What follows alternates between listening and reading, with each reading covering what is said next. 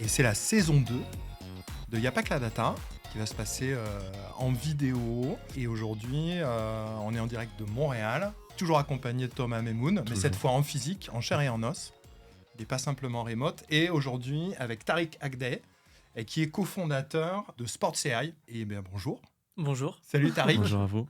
Salut Thomas. Salut Pierre, ça fait longtemps. Ça te fait bizarre, hein? Un peu. Ah ouais, c'est un peu bizarre. Un peu bizarre. Tariq, du coup, est-ce que tu peux peut-être te présenter, toi, d'où tu viens, quel est un petit peu ton parcours? Parce que je crois que tu as un parcours assez atypique. Mais de toute façon, maintenant, tout le monde a un parcours atypique. Ça devient typique de dire atypique. Oui, exactement. Donc, je suis originaire de Montréal. Parcours, oui, assez atypique parce que je suis surtout dans le foot et assez jeune. Donc le foot, le football américain ou le soccer? Non, le soccer. Ouais. On est en Nord-Amérique, donc le soccer. Ouais, le soccer, exactement. Ce qu'on appelle, nous, le football. Exactement. En Europe, quoi. Ouais, exactement. Okay. Famille super fan de foot, donc ça prend une tournure assez sérieuse très jeune.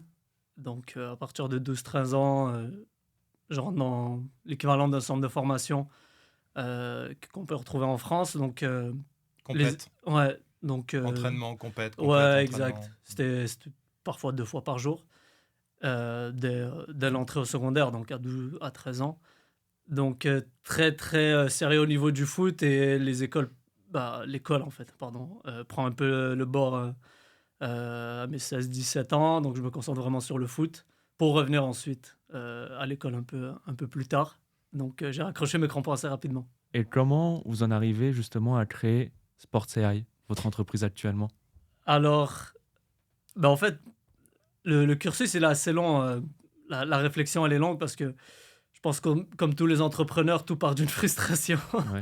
Et je me rappelle en fait comme si c'était hier, et je le mentionne souvent, quand je jouais en équipe réserve au CF Montréal, on avait...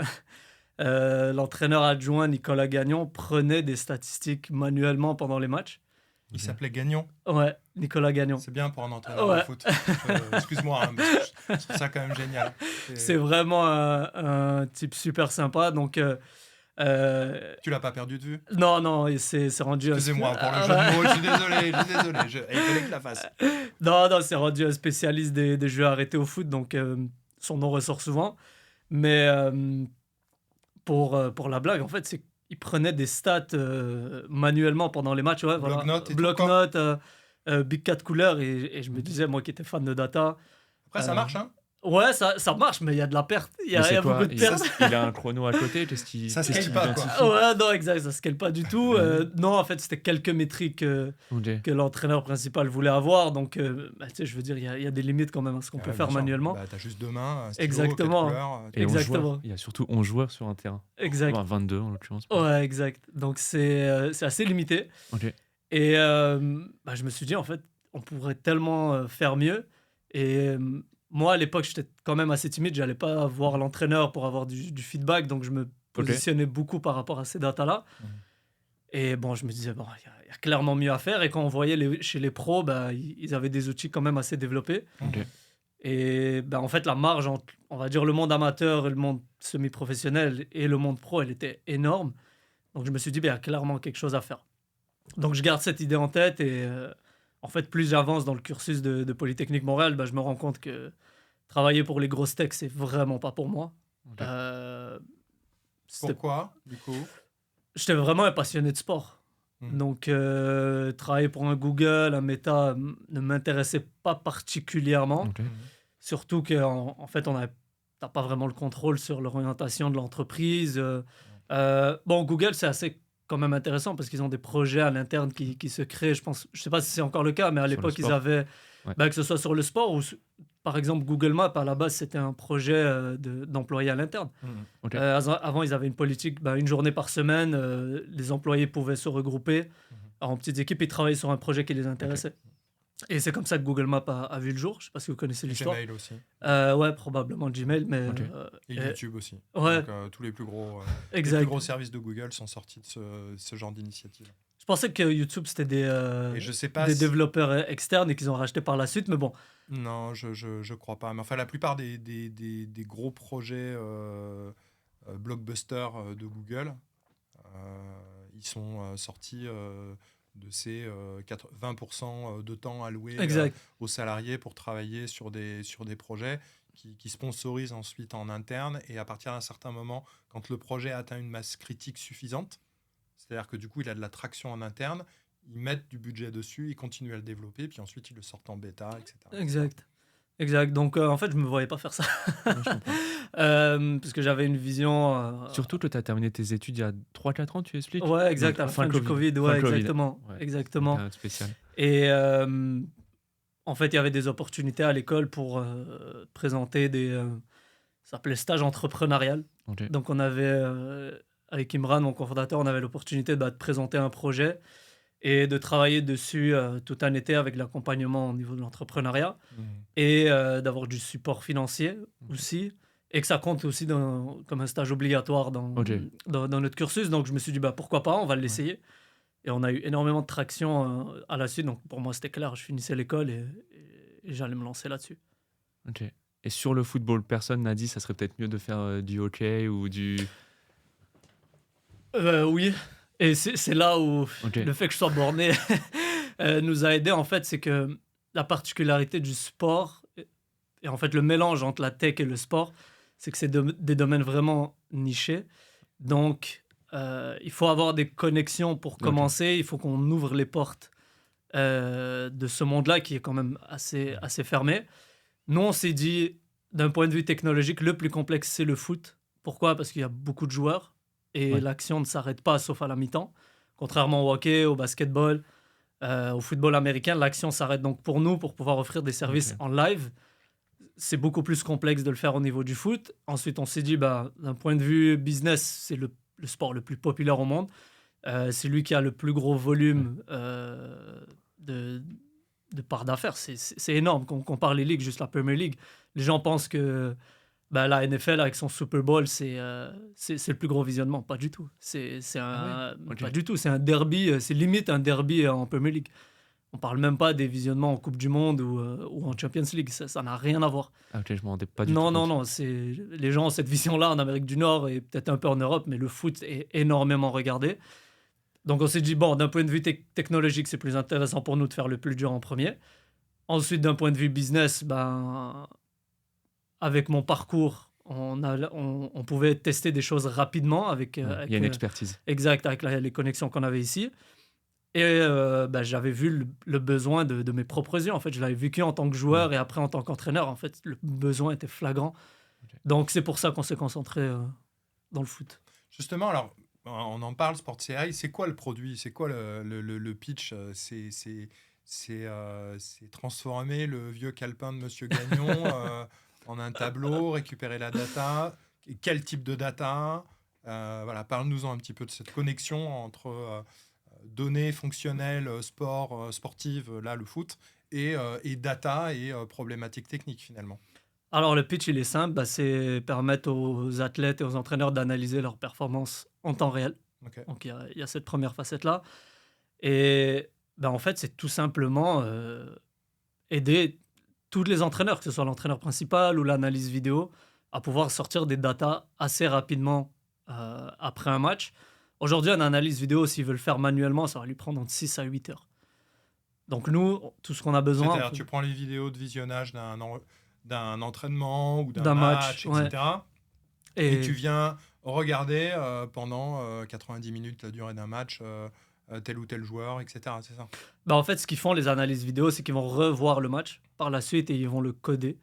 Donc, ils vont taguer les séquences vidéo qui leur intéressent et ce processus-là prend entre 6 à 8 heures. Okay. Ça prend beaucoup de temps.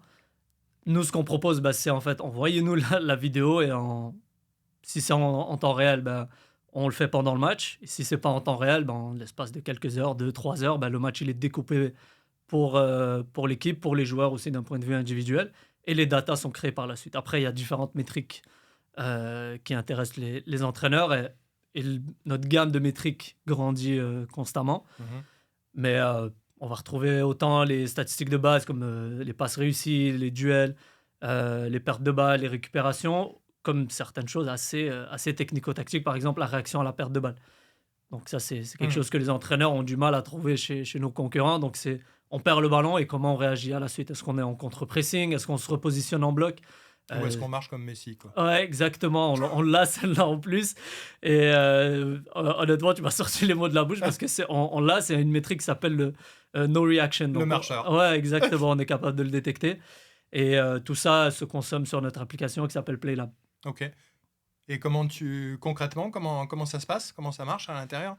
C'est quoi la... Alors, beaucoup de computer vision. On a encore de l'intervention humaine parce qu'on veut que les datas soient le plus proche possible du 100% de précision. Il y a des concurrents qui ne le font qu'avec GIA, mais avec énormément de pertes. Nous, ça ne nous intéresse pas parce que nos clients ont certaines demandes.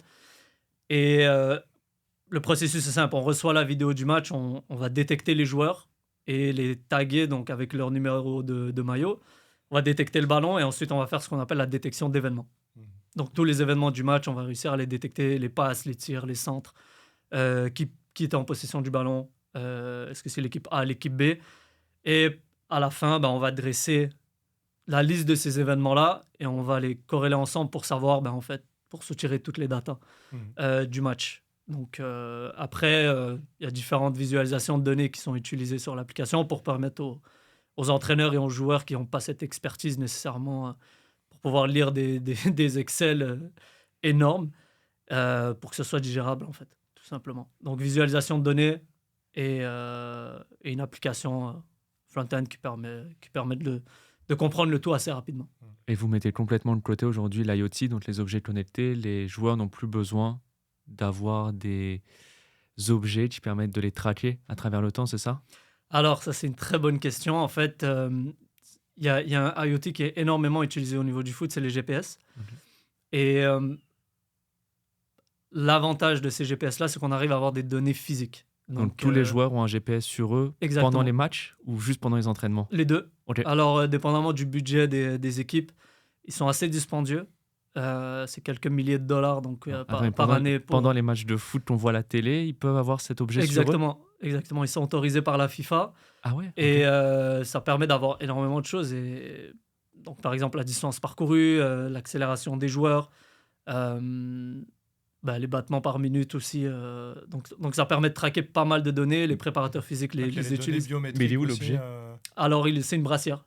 C'est une brassière en dessous des maillots. Okay. Et le GPS, en soi, il est tout petit et il est dans une petite pochette à l'arrière à l'arrière de la brassière. Et on travaille sur une manière de remplacer ces GPS parce qu'ils sont assez dispendieux. Et moi, je me souviens, en tout cas, quand je les portais, ça me gênait. C'est cher? Ouais, c'est quelques milliers de dollars, en fait. Oui, et ça, c'est que pour les matchs. Et si on rajoute les entraînements, parce qu'il y a la facette hardware, mais il y a aussi Ouais, et puis après, il y a la maintenance, et puis il y a le software qui va avec. Exactement. Exactement. Donc, comme tous les IoT. Et on est en train de voir, en fait, pour remplacer ça par du computer vision pur. Donc, avec la vidéo seulement, de pouvoir, vu qu'on tag déjà les joueurs, de pouvoir estimer, en fait, leur distance parcourue, l'accélération. Donc, d'avoir les mêmes données, mais qu'avec la vidéo. Je change peut-être rapidement de sujet, juste pour ma culture. Et ces données-là, elles appartiennent à qui? À la FIFA, à la fin? À l'équipe de foot? À l'équipe. Elles appartiennent à l'équipe. La FIFA, non, elles sont... Non, la FIFA n'intervient pas dans ces... Donc, chaque équipe a ses données. Exact. Qu'elle peut revendre, elle en fait ce qu'elle veut. Alors là, on rentre dans une... Ouais, non, c'était juste pour ma culture, là, ça se trouve... Ouais, c'est super intéressant, parce que dans un monde où... là, on parle de données, tu vois, les réseaux sociaux, il y a quelque chose qui dit si tu payes pas un service, c'est que c'est toi la donnée. C'est que c'est toi le produit, en fait. Exact. Et là, pour les joueurs de foot, on pourrait se dire à qui appartient cette donnée? Aux joueurs, au club. Cette donnée, elle peut valoir un coût, elle peut avoir un coût et une valeur incroyable dans le cadre des transferts, des mercatos, etc., etc. Donc on touche à un vrai sujet qui est le big data pour le sport, finalement, et la data pour le sport. J'y pense, je monte ma montre, mais en fait, finalement, ça a commencé avec ça. C'est-à-dire que si tout le monde aussi a des smartwatches ou des choses comme ça, finalement, tu peux avoir de la data ultra précise, en fait. C'est vraiment un enjeu en ce moment et les joueurs commencent de plus en plus à se conscientiser que en fait, leurs données sont importantes et la protection de données est vraiment un sujet, je pense, qui sera au cœur des discussions avec les syndicats des joueurs bientôt parce que effectivement, aujourd'hui, on voit Kevin De Bruyne qui embauche une boîte à l'externe. C'est qui ce monsieur? Alors, Kevin De Bruyne, c'est un des plus grands joueurs de foot en ce moment, joueur belge, peut-être le meilleur joueur belge en ce moment. Il joue avec Manchester City. Et en fait, ce que sa dernière négociation de contrat s'est fait à travers des datas qu'il a lui-même soutirées à l'aide d'une boîte. Donc, ce n'était pas les données prises par son équipe. Et en fait, il a fait son étude et il a vu en fait se comparer avec les autres joueurs qui jouent au même poste. Et en fait, moi, je pense que c'est l'avenir. Donc, en fait, donc le gars négocie son transfert parce qu'en fait, il a des données qui lui permettent de dire non, mais attends, moi, je suis meilleur qu'un tel, ou un tel s'est négocié tant, donc Exactement. moi, qui suis normalement meilleur. Donc, en fait, on est là-dedans, en fait. C'est pas de l'esprit, Donc, en fait, c'est pas on de est l'esprit sur des types. de l'OKR ou de la métrique. Là où un commercial, il va avoir de la métrique, c'est quoi ton nombre de deals, c'est quoi ton nombre de nouveaux clients, machin, etc. Là, finalement, pour le sportif et pour le joueur de foot, c'est quoi ton taux d'accélération, c'est quoi ta vitesse de réaction là où, Exact. Toutes ces datas, parce qu'en fait, et surtout un athlète de haut niveau, sa carrière, elle est très courte. Donc, elle est grand maximum 15-20 ans. Dans la vie d'un homme ou d'une femme, c'est très peu, donc on veut 35 ans pour Wayne Rooney. Ouais, mais effectivement... C'est un ovni. Lui. Ouais, exactement. Mais Cristiano, je pense que ça fait plus de 20 ans qu'il joue, c'est énorme. Mais effectivement... Donc, au départ, ils avaient je te coupe, pour recentrer un peu le sujet. Au départ, ils avaient des devices. Ils en ont encore. Exact. Mais en fait, votre système, c'est de dire, aujourd'hui, on arrive à un niveau de computer vision et d'analyse qui est suffisant pour, en tout cas, se passer pour la plupart des datas de ce device. Mais il y a évidemment tout un tas de datas que tu n'auras pas, c'est les datas biométriques. Parce que celles-là, on ne peut pas les avoir par computer vision. On ne peut pas les avoir. On est d'accord. On est d'accord, effectivement. On ne peut pas les avoir, mais au moins, ça permet de... Tout ce qui est accélération, vitesse, réception, passe, centre, tir raté, tir réussi, etc. Quoi. Exactement. Donc, les données de jeu, finalement. Les données de jeu, puis en fait... à part le biométrique, là où ça devient très poussé, très personnel aux joueurs. Et effectivement, c'est... Donc, on le sait, un joueur, quand il signe dans une nouvelle équipe, il passe des tests médicaux. Donc, on veut savoir si son cœur porte des défaillances. Donc, effectivement, le côté biométrique reste un aspect important. Mais là où ça devient cohérent, c'est par exemple un joueur qui sort d'une académie où on n'a pas nécessairement les fonds pour avoir des GPS à chaque entraînement, chaque match. Là, au moins, on pourra avoir un certain nombre de données physiques qui pourront nous tout simplement dresser un portrait qui est plus complet du joueur, qui n'est pas juste technico-tactique. Donc finalement, pour adresser, parce que là, j'ai l'impression que si on regarde d'un point de vue marché, tout ça a l'air d'être une espèce d'économie de traîne, tout le haut du panier, les très très forts joueurs, les internationaux, etc. Tout ça, c'est déjà pris par des grosses boîtes, par des devices, pignon sur rue, des systèmes ultra chers, etc. Mais en fait, tout cet autre marché du semi-pro, amateur, etc., je ne connais pas exactement les termes, mais finalement, les 80% du marché, des gens qui n'ont pas d'argent ou pas trop d'argent et qui ont quand même de la data qui peut être intéressante, c'est ça qu'adresse en fait votre produit, plutôt. Exactement. Puis en fait, je pense même que c'est plus que 80% parce que aujourd'hui, 90-10 ou 95-5%. 99. C'est même pas 1-2% des joueurs qui deviennent professionnels et encore moins pour les grandes stars du foot mondial. Mais effectivement, puis en fait, ça permet même au niveau du recrutement d'avoir une idée qui est plus cohérente.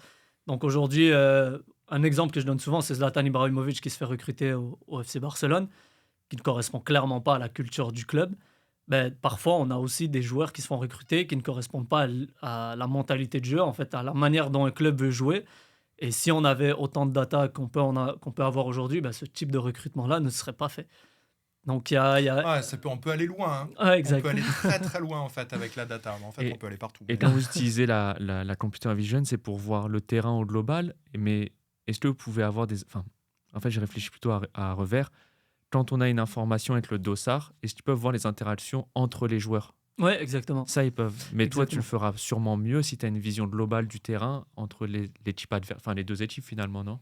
Exact. En fait, nous, pour tout ce qui est computer vision et avoir une vue sur le terrain, on utilise des caméras automatiques. Ouais. Donc, pour nommer que VO, c'est une caméra qui se place au milieu du terrain et qui a une vue 180 degrés sur le terrain.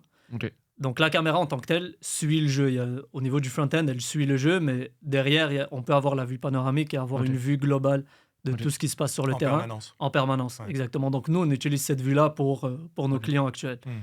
Parce que... Et après, avec des algos de segmentation et de computer vision traditionnels. Quoi. Exactement. De suivi d'images, vidéos, qui existent aujourd'hui et qui sont de plus en plus poussées d'ailleurs. Exact.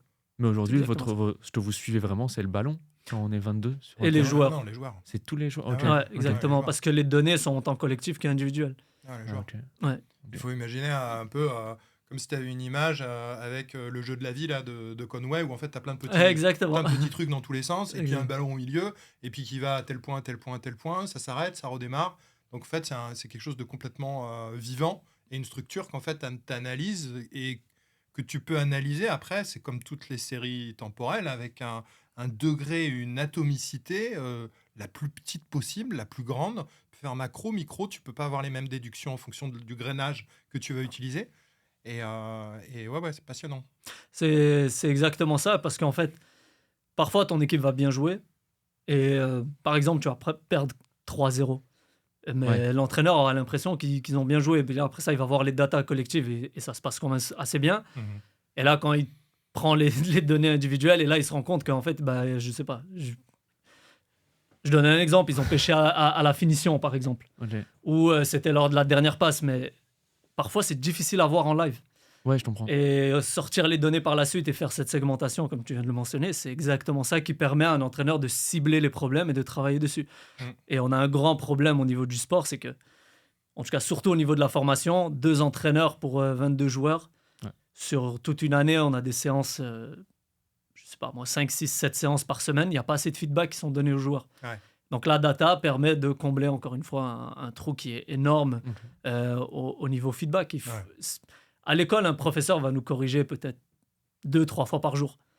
Ouais. Parfois, un joueur de foot, il va passer des semaines sans qu'un entraîneur le corrige parce que manque de main-d'œuvre, manque de temps. Il va se concentrer sur une problématique qui est la défense et lui joue en attaque. Donc il y a un grand manque au niveau de la formation. Il y a des caractères, tout le monde n'est pas pareil, il n'y a pas les mêmes relations entre les joueurs et les entraîneurs.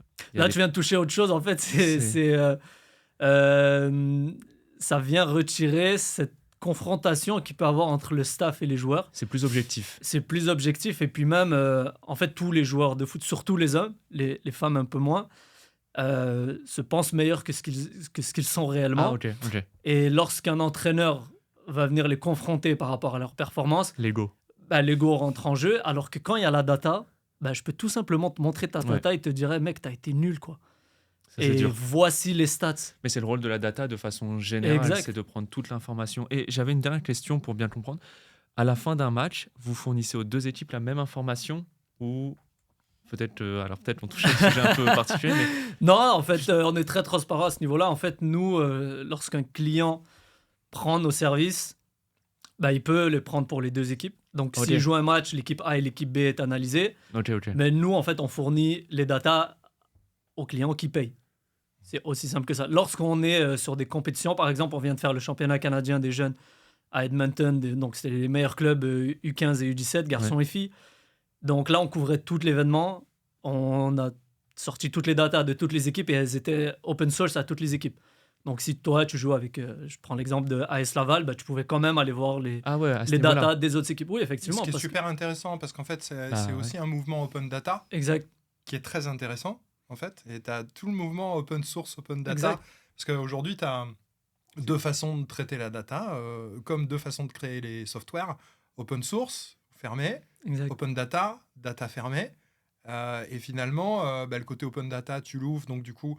plein de gens peuvent le réutiliser et du coup itérer, en tirer, inférer des patterns, des logiques et des choses et en le rendre finalement, le re-rendre à la communauté. Alors qu'en fait, quand tu fermes tout, en fait, c'est juste pour toi, ton bien à toi, et puis tu thésaurises ta data et t'en tires les informations, mais personne ne peut jouer avec après. Je pense que ce cas de figure est intéressant lorsqu'on est vraiment à du très très très haut niveau. La NBA doit garder par exemple ses datas. Ouais, les Américains sont très ouverts à partager un certain nombre, contrairement à l'Europe, ça je l'ai remarqué assez rapidement. C'est marrant, tu vois, je penserais l'inverse. C'est contre-intuitif presque. Finalement. Non, par exemple au foot, vous pouvez aller voir le site FBref et il y a énormément de data qui sont offertes gratuitement. Tous nos clients en Amérique du Nord, ils n'ont aucun problème à partager pour la plupart. Alors qu'en Europe, ils sont un peu plus friands, à savoir, juste un exemple très concret, notre plateforme, elle peut être consommée autant par les entraîneurs que par les joueurs au sein d'une même équipe. Je dirais peut-être à 80-95% de nos clients en Amérique du Nord n'ont pas de problème à donner les datas à leurs propres joueurs. Alors qu'en Europe, l'entraîneur, la plupart du temps, ils veulent pas. Ils ont peur que en fait, le joueur utilise la data pour aller se chercher un autre club. Pensais pas du tout ça. Qui puisse l'utiliser en fait pour se faire sa propre idée de sa performance. Donc en fait, j'ai entendu des arguments qui sont valables. Mais tu sais à quoi ça me fait penser tout de suite? À la différence que tu peux avoir en Europe et aux États-Unis entre je partage mon salaire aussi. Les informations de mon salaire. Tu vois, en France ou en Europe, partager son salaire, c'est pas évident. C'est un peu tabou. C'est tabou, effectivement. Aux US, ils sont décomplexés par rapport à ça. L'argent, effectivement, c'est un exemple. On peut faire un parallèle assez intéressant. Quelqu'un qui fait de l'argent aux États-Unis va se vanter parce que c'est bien vu. Ouais. Et la data qu'ils ont, je sais que dans la NBA, dans la NFL, etc., ils sortent la data parce que la data aussi intéresse le public. Exact. Oui, de plus en plus. Parce qu'en fait, qui dit data, dit score, dit il y a des paris, donc on met de l'argent aussi dessus. Exact. Par contre, je vais faire un parallèle.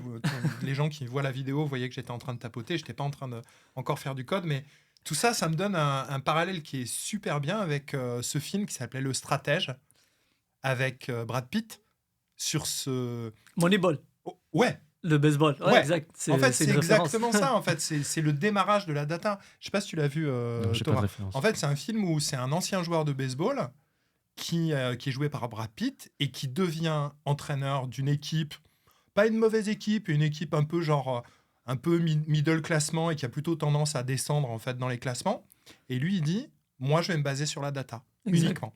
Et c'est le premier, c'est une histoire vraie, c'est le premier à avoir mis en place un côté OKR, data, strict data, et être capable de dire non mais moi ce joueur, peut-être que tout le monde en parle, etc., mais c'est pas lui que je veux. Moi je veux celui-là, et me demandez pas pourquoi, j'ai mes data, je sais pourquoi je le veux. Exactement. Et en fait à la fin, petit à petit, il a grappillé, il est monté et son équipe est devenue la meilleure. Je me souviens plus de quelle équipe, mais ça me fait vraiment penser à ça en fait. C'est une référence qui revient assez souvent, puis il y a un club anglais, je ne veux pas dire de bêtises, est-ce que c'est Brentford qui base son recrutement uniquement sur la data. Donc on commence de plus en plus à le voir. J'ai rencontré l'agent de LeBron James il y a quelques mois à Boston et je lui ai posé la question en fait, est-ce que tu négocies les contrats de LeBron avec la data? Il me dit moi je touche pas à ça. Mais c'est une superstar, c'est ça le truc. Mais moi je pense en fait qu'il faut l'utiliser à toutes les sauces parce qu'en fait les gens sont pas bêtes, ils vont mettre leur argent là où il y a un retour. Donc si un joueur d'une telle ampleur, et je me suis pas gêné pour lui dire, je pense que tu fais une erreur, c'est qu'en fait, et il a énormément de data pour prouver ce qu'il est. Et encore une fois, je me répète, mais c'est un joueur, un athlète, n'a pas une grande carrière, il pourra pas faire ça pendant 40 ans. C'est impossible. Donc il faut aller chercher au maximum et rentabiliser pendant qu'il peut jouer. Donc je pense de plus en plus d'équipes vont commencer à recruter, à se baser sur la data pour évaluer en fait tout ce qui se passe parce qu'on doit arrêter d'aller au feeling.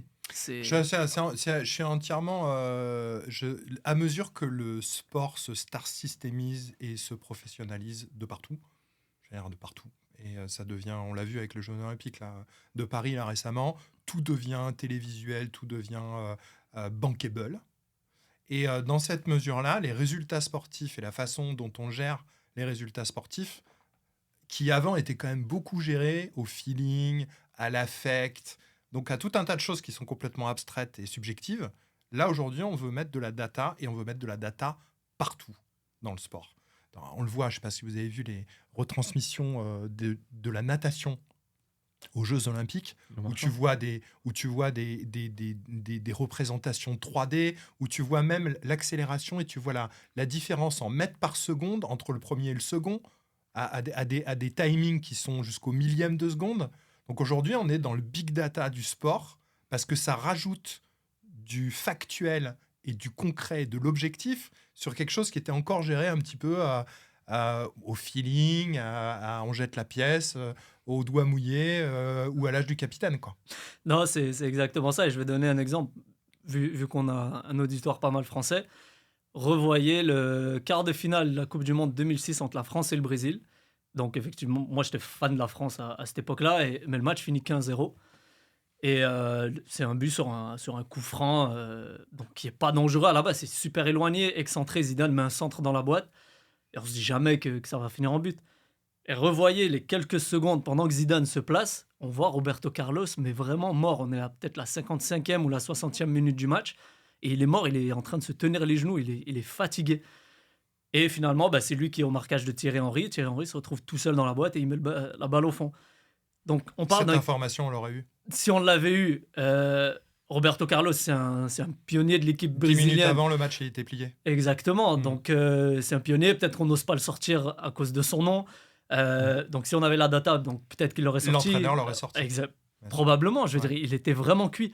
Et c'est le seul but qui permet en fait à l'équipe de France de passer en demi-finale. Est-ce que vous connaissez les retombées d'un quart de finale versus une demi-finale en Coupe du Monde? Je sais pas. C'est énormément d'argent. Donc avoir de l'information pour prendre ce genre de décision, ça doit être fait. C'est ultra bankable. C'est incroyable. Est-ce que tu crois que ça va révolutionner la façon dont on gère les éques de sport, finalement, même au-delà du foot, finalement? Parce que tous les sports ont leur propre métrique. Parce qu'en fait, là, on cherche... En fait, c'est un problème d'optimisation de fonction de coût, finalement. On cherche à optimiser la fonction qui va faire gagner. Un autre exemple, au basket. Au basket, à l'époque de Michael Jordan, les grands joueurs étaient reconnus pour leur qualité de monter au panier. Ouais. Donc, un bon joueur de basket à cette époque-là, c'était un joueur physique qui était capable d'aller rentrer et marquer beaucoup de 2 points. Steph Curry, aujourd'hui, ne rentre pas dans la raquette et tire que des 3 points.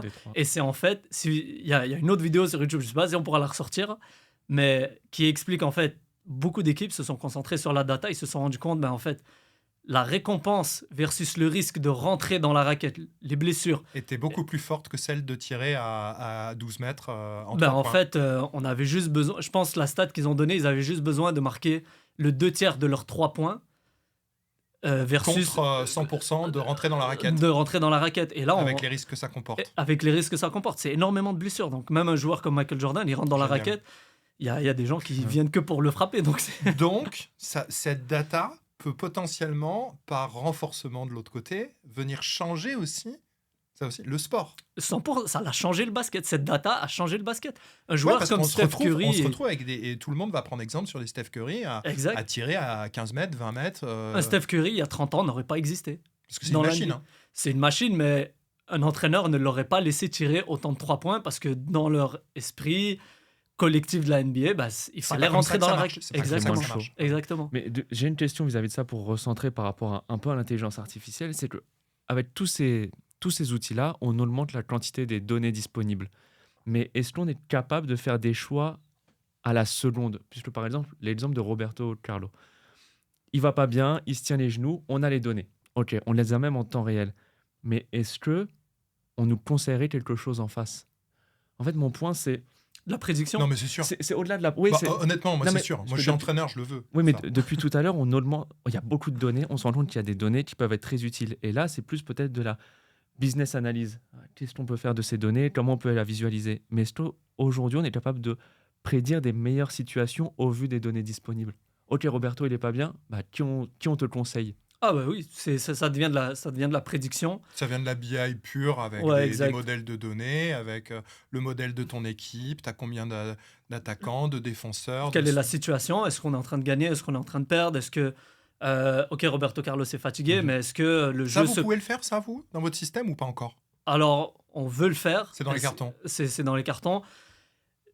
Je voudrais même si c'était prêt aujourd'hui, notre clientèle n'est Et pas, pas n'est- forcément est pas prête. nécessairement prête. Tu sais, c'est comme dire, je sais pas moi, la voiture, elle est prête dans les années 30. Bah ok, mais il n'y a pas de station-service, y a pas... les gens sont pas prêts à... ou je vais prendre un autre exemple même. Ça me fait aussi un peu penser, il faut que les populations dans lesquelles on met ces types d'outils, qui sont finalement des aides à la décision, il faut pas que ça aille trop loin dans l'aide à la décision et que ça les dépossède de leur propre libre C'est arbitre aussi de un peu choix. ça. Par exemple, je prends l'exemple des logiciels médicaux, par exemple, va dire à un médecin, tiens, on vous conseille telle ou telle chose parce qu'on pense que vous avez peut-être tort et votre patient, il a peut-être ça. Et c'est touchy, en fait, pour les gens qui ont le savoir. Ouais, je finalement. pense au niveau de la médecine, c'est encore C'est encore plus pire. difficile parce C'est le que pire.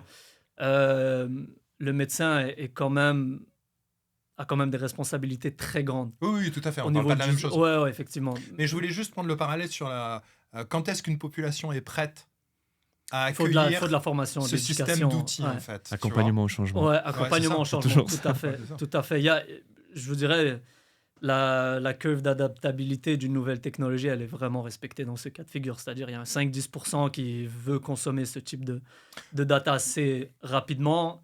Il y a un 30-40% qui veut Ouais, attendre Ouais. de voir Et comment t'as ça va se quelques passer. early adopters qui sont des Exactement. geeks, quoi. Exact. Mais alors, c'est quoi la feature, la feature préférée, la fonctionnalité préférée dans vos outils, par exemple, celle que si tu la retires, la fonctionnalité, si tu la retires au temps entraîneur, il débarque chez toi, quoi. Une qui revient souvent, c'est la réaction à la perte de balle. Les gens Ok. veulent savoir. C'est une métrique qui est assez prisée, qui n'est pas disponible chez nos concurrents. Ok. Donc, on se démarque beaucoup par celle-là. En fait, c'est quand on perd le ballon, comment on se comporte. Et c'est une marque de fabrique chez toutes les grandes équipes. Toutes les grandes équipes qui réussissent ont Ils repartent. une identité assez forte dans cette métrique-là. Et nous, on est capable de le faire. Après, c'est un focus purement business. Moi, je dis à Imran, il faut absolument qu'on l'ait le plus rapidement possible. Parce que toutes les autres datas de base, c'est disponible ailleurs. Mais je dirais notre clientèle aime beaucoup cet aspect-là. Et il y a aussi l'aspect de pouvoir avoir les séquences de jeu qui sont rattachées à toutes les datas. Donc, je donne un exemple. On donne la précision des passes, mais en fait, on est capable d'aller chercher le clip qui est associé à chaque passe assez rapidement. Donc, je dirais que c'est ça. Les deux qui reviennent le plus souvent, c'est ça. C'est-à-dire que si tu veux te concentrer sur un joueur, tu peux avoir un peu tous ces événements Ouais. clés. Ok. Exactement. C'est ça la clé, c'est sauver du temps sur l'analyse et d'avoir des images le plus rapidement possible. Parce que je peux te dire, Thomas, t'as été nul hier, tes passes étaient pas bonnes, ou je peux te dire, t'as été super bon. Ok, mais est-ce que je peux le voir? Est-ce que je peux avoir un feedback? Est-ce que je peux avoir un rapport? Est-ce qu'on peut avoir du concret? Parce que je peux te dire que quand tu joues un match avec la fatigue, avec tout ce qui se passe, tu te rappelles pas de tout. Et tu serais incapable de me donner toutes tes séquences. C'est impossible. Ouais, bien sûr. Donc, il faut que tu les revoies. Il faut que tu les revois un jour ou 2 jours après. Et te dire, j'étais dans tel ou tel état. Exactement. Et je sais pourquoi, j'ai réagi comme ça, Exact. etc. Et est-ce que votre objectif, ça serait peut-être c'est une supposition, mais de pricer la valeur d'un joueur avec toutes ces actions-là? Puisque, justement, vu que tu parles de rôle amateur, c'est quand même des grands enjeux. Je pense que les gens, si on n'est pas bien accompagné par un manager, j'en sais rien en vrai. J'en sais rien de ce domaine-là. Mais comment on se vend, tu vois, comment en tant que joueur, on se vend auprès d'un manager, auprès d'une équipe. Quand on part de rien, c'est comme quand on arrive fin d'études. Pourquoi une personne qui vient de Polytechnique, Exact. elle vaudrait plus cher qu'une personne La fac ou autre. d'autre part. Et là, en fait, tu as des vraies raisons qui disent je suis doué dans ça, je suis doué. Ça serait une feature qui serait possible de proposer? Alors, ce qu'on fait en parallèle de PlayLab, et ça, on l'offre qu'aux joueurs pro. Ok. Donc, on a quelques joueurs pro qu'on suit. À chaque année, on leur fait un rapport de performance. Oh, super. Et on les compare avec des joueurs qui ont le même profil. Donc, Ok. on ne va pas les comparer avec des joueurs qui n'ont pas le même profil. Et on va aussi offrir une comparaison salariale. Et donc, Wow. quand ils arrivent en renégociation de contrat, leurs agents sont capables d'utiliser nos datas et nos rapports pour pouvoir négocier. Le plus souvent à la hausse. Ok. Et en fait, c'est que les premières fois qu'on l'a fait, les clubs étaient assez surpris. Ouais. Parce que c'est quand même assez nouveau. Tu m'étonnes. Et tu sais, il y a des facettes qui sont assez faciles à voir. Demain, tu signes un Cristiano Ronaldo, juste avec la revente de maillot, tu vas te refaire l'argent Ouais. du transfert. Mais il y a d'autres joueurs où c'est pas aussi évident que ça. Où tu vas Ouais. pas faire de l'argent en revente de maillot, mais il y a des aspects où ça va être des joueurs de l'ombre. Donc, certaines métriques qui vont ressortir. Donc, nous, c'est notre travail par la suite de les mettre en lumière et de prouver au club qui va le signer, voici ce qu'il vaut réellement. Ouais, tout à fait. Mais moi, je pense aussi, par exemple, à des jeunes de 17, 18 ans qui ont pas, leurs parents peut-être n'ont pas fait d'études ou ce genre de choses. Ils passent par un agent et en fait, il n'y a pas de transparence. On ne sait pas ce que l'agent prend par rapport au joueur. Et là, le fait d'être transparent et de dire, ce joueur, tu vaux tant par rapport à tes confrères ou quoi que ce soit, je trouve que c'est assez noble et ça permet vraiment de les aider dans leur première expérience aussi. En fait, surtout, ça va aider les agents à mieux négocier.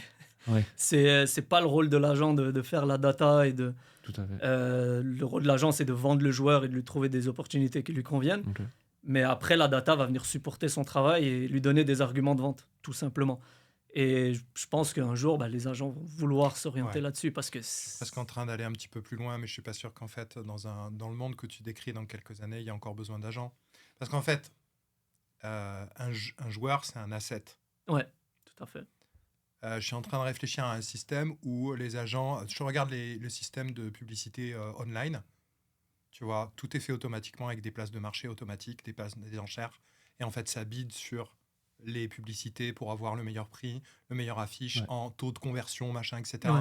Mais si tu réfléchis à la même chose, en fait, parce que je sais pas pourquoi je réfléchis à un joueur de foot comme une bannière de pub, mais en fait, avant, les joueurs de foot, je te rappelle qu'en fait, il y avait des images Panini. Ouais, exact. Mais en fait, derrière ça, en fait, si tu as toute la data du joueur, automatiquement, standardisée, avec un protocole, etc., infaillible, infalsifiable, derrière, en fait, tu peux avoir un système de bidding et de vente aux enchères complètement automatique qui fasse qu'en fait, tout le marché s'autorégule comme une sorte de marché libre, de bourse, de choses comme ça, tu vois. Les agents, pas... Il y a, effectivement, malheureusement, il y a place à beaucoup d'améliorations à ce niveau-là. Parce qu'effectivement, on a vu des joueurs se vendre à des sommes faramineuses, à des 200 000 Neymar, je pense, 220 millions d'euros. Et je dis pas qu'il les vaut pas, parce que clairement, il ramène beaucoup plus à son club. Mais effectivement, il y aurait intérêt à régulariser tout ça. Bon, après, qui suis-je pour leur dire où dépenser leur argent, mais au moins, ça va aider à mettre en lumière les joueurs qu'ils méritent vraiment. Et vous c'est ça aussi. Ouais. Non, mais c'est ça, c'est de mettre en avant les métriques et la valeur d'un joueur sur ses qualités sportives plutôt que sur sa notoriété. Sur la notoriété, son pays d'origine. Samuel Eto'o en a parlé récemment dans une entrevue. Il a dit un joueur africain à compétence égale va être acheté moins cher par un club européen qu'un joueur sud-américain parce qu'il profite de la notoriété de son pays. Un joueur qui sort d'une favela brésilienne, de São Paulo, de Flamengo ou autre, à compétence égale avec un joueur africain, va se vendre peut-être 10 fois plus cher. Pour le storytelling, c'est ça ? En fait, c'est la notoriété qu'ils ont, c'est le nombre de joueurs qui sortent. C'est, excuse-moi, c'est aussi c'est une sorte de discrimination. Oui. Oui. Et c'est comme si je te dis, c'est un argument de vente indirectement. Le joueur que tu vas acheter d'un pays, en fait, ils ont tellement une grande réputation, tu vas te sentir plus safe à mettre des millions d'euros que, je donne un exemple, le Maroc ou le Sénégal ou l'Égypte qui font bien dans les dernières années, mais pas aussi bien que le Brésil depuis... Mais j'entends complètement ce que tu dis, mais ça, c'est aussi un effet de biais des data et du big data qui fait que c'est une logique de boucle de rétroaction négative et c'est une logique d'enfermement dans une bulle. C'est-à-dire qu'au fur et à mesure... Parce que, évidemment, si les algorithmes et tout le monde pense qu'il faut plutôt embaucher des Sud-Américains plutôt que des Africains, parce que d'habitude, ils sont meilleurs, forcément, tu vas plus en embaucher et tu vas avoir les meilleurs. Tu renforces ta boucle de rétroaction négative. Donc, en fait, la data pourrait venir pour réguler un peu et permettre à ceux qui n'étaient pas forcément tout le temps sélectionnés d'être sélectionnés sur des meilleurs critères, des meilleures métriques et plus simplement sur la simple aura... d'une histoire passée qui renforcerait les biais. Exactement. Et un autre aspect, c'est par exemple l'élection du Ballon d'Or. Là, je sais que c'est France Football qui le fait, mais le seul joueur... Non, mais ça, c'est juste acheté, c'est une blague. Mais c'est comme Miss France ou... non, je pense qu'en fait, on aurait intérêt à mettre de la data là-dedans parce que je peux pas croire que Georges Weah, c'est le seul joueur africain qui aurait mérité un Ballon d'Or. Ça, c'est selon moi. Et j'espère en tout cas que dans les années à venir, il y aura une ouverture du marché parce qu'en fait, il y a énormément de talent, surtout en Afrique. Surtout en Afrique, lorsqu'on compare le nombre de joueurs africains qui pourraient avoir leur place en Europe, c'est vraiment dérisoire. Ça fait beaucoup de choses. Il y a beaucoup de choses. Et je me demande... En fait, moi, j'en reste toujours à ce point de...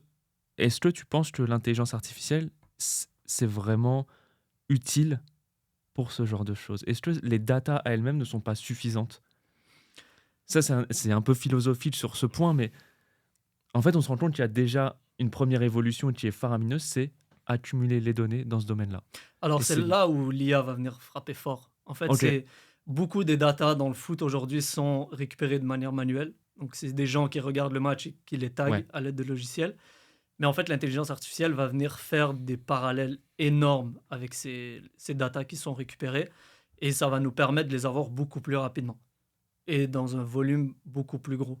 Donc, comme je l'ai dit, en fait, c'est que le fossé entre le monde professionnel et formateur semi-professionnel est énorme.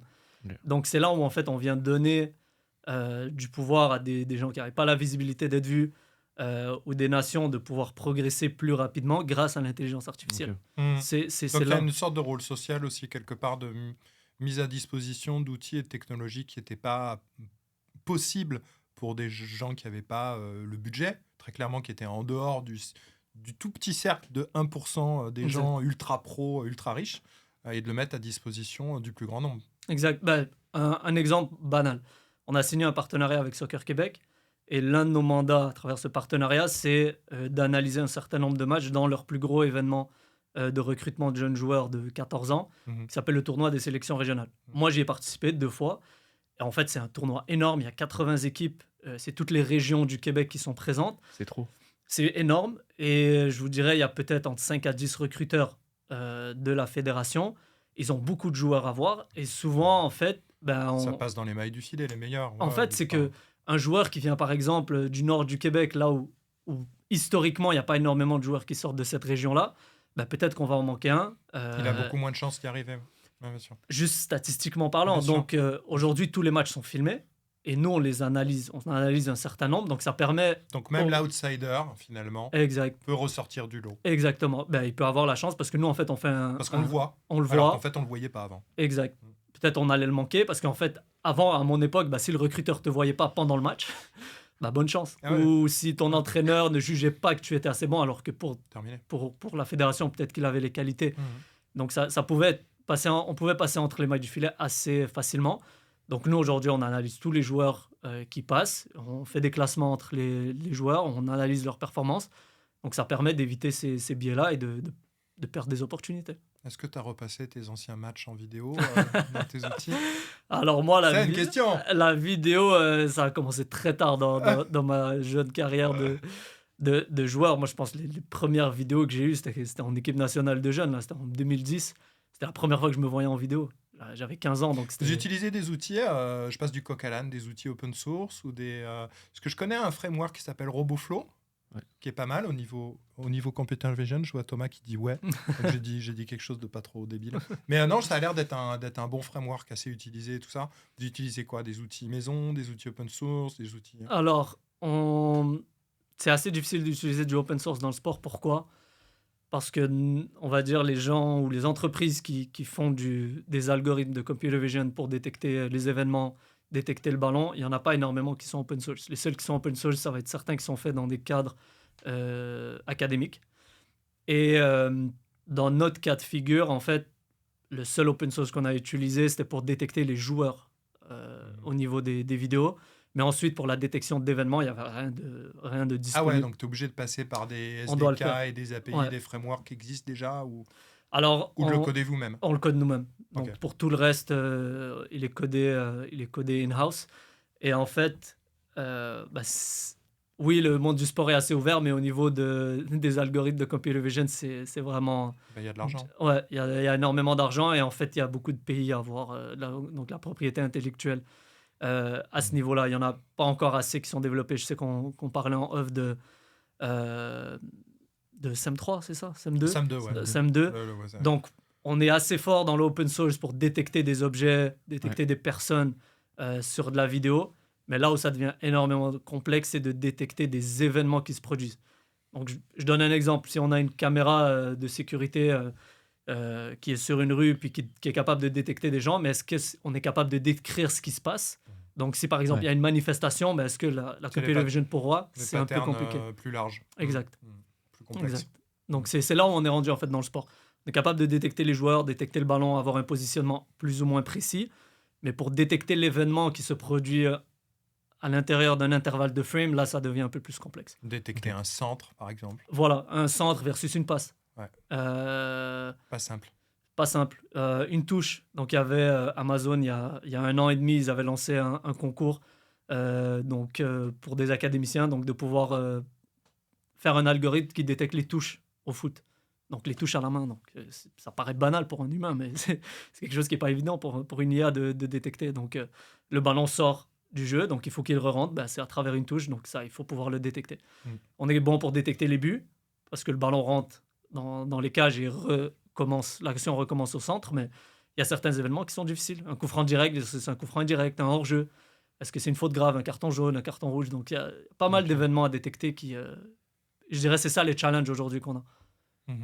Ok, je sais pas où on en est au niveau de l'épisode, mais la dernière question, enfin la question du prochain invité de la saison précédente, c'était sur l'IA frugale. Non, j'ai rien compris. La question du prochain invité de la question précédente. Fin de la saison 1, Okay, il y avait d'accord. Siam qui posait la question au futur invité de « Que penses-tu de l'IA frugale ?» Au vu de la discussion qu'on a eue, je pense que c'est un sujet qui est un peu compliqué à amener, mais peut-être qu'on peut changer un peu ce point-là, puisque aujourd'hui, vous prenez 90 minutes de vidéo pour un match de foot. Et c'est quand même beaucoup de data. J'imagine que ça doit être de très bonne qualité. Comment vous faites pour fournir des résultats limite en temps réel? Comment vous pouvez interagir avec une aussi grosse quantité de données par match? Alors, l'important, c'est d'avoir des serveurs à proximité ok.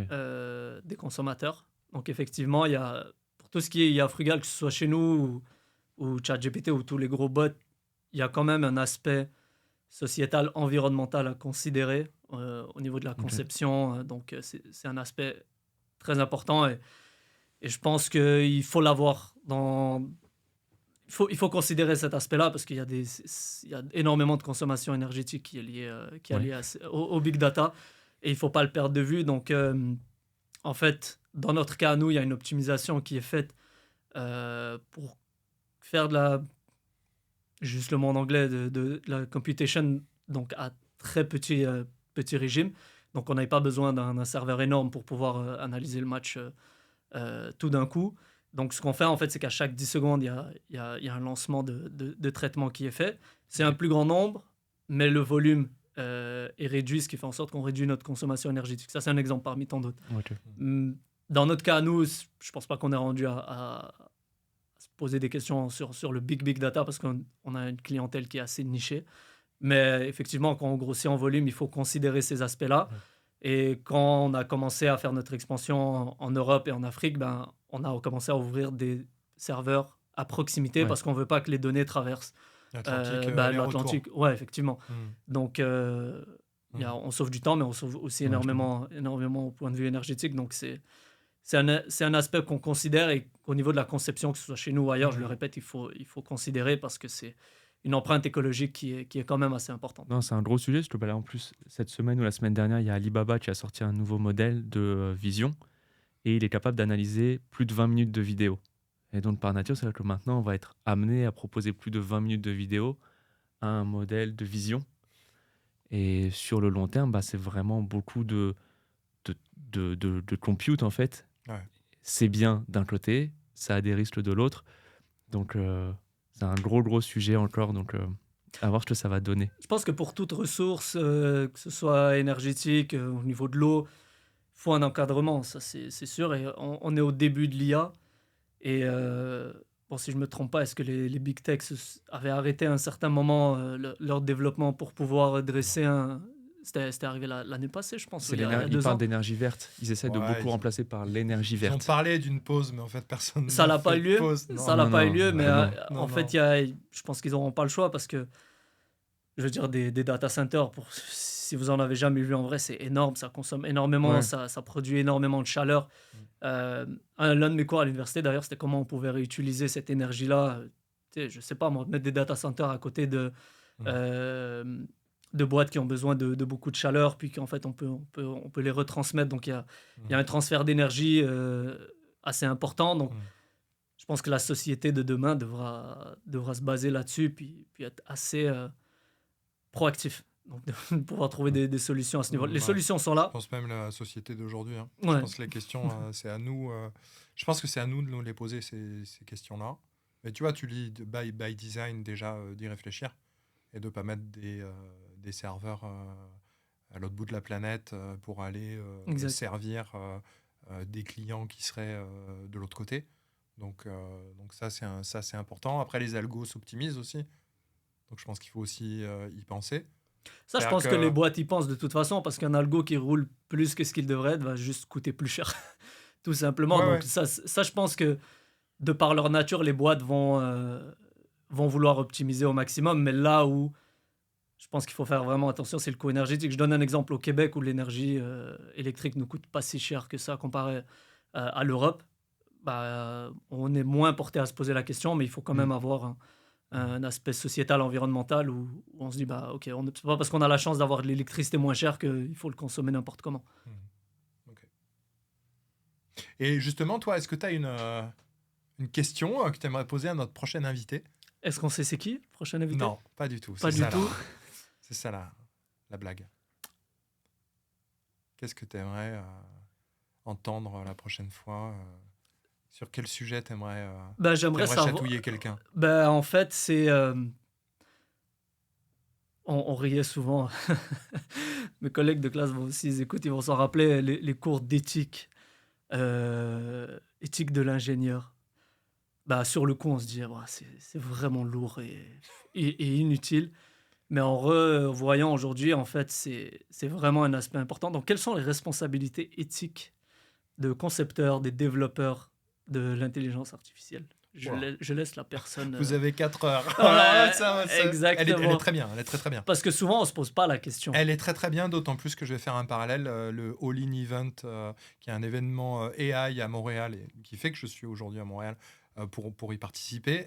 Il était aussi beaucoup question d'éthique et de responsabilité et de construire une IA avec des valeurs et avec des considérations, etc. Donc, en plein dans le mille. Au niveau de l'actualité. Sujet brûlant. Je vais laisser la personne patiner, comme on dit en bon québécois. Écoute, super, très très intéressant. Merci beaucoup, Tariq, d'avoir été avec nous, nous parler de ça. C'est un sujet qui est vraiment vraiment passionnant. Et merci Thomas d'être avec nous. Merci Tariq, merci Pierre. Merci à vous. Sympa. Et merci à vous de nous avoir regardé ou écouté. À la prochaine. Ciao.